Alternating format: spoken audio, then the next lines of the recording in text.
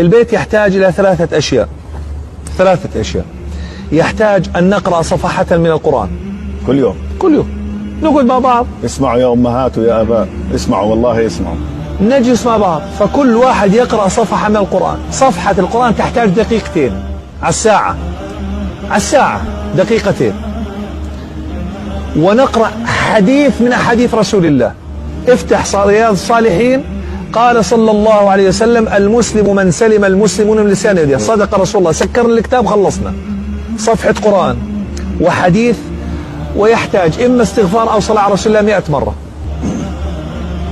والله الذي لا إله غيره أن الله سيطرح البركة في المال والعيال والبيت والطعام والشراب. طبقوا يا أمة محمد. سيطرح الله البركة، سنجد البركة في المال والعيال والبيت والطعام والشراب. ما شاء الله.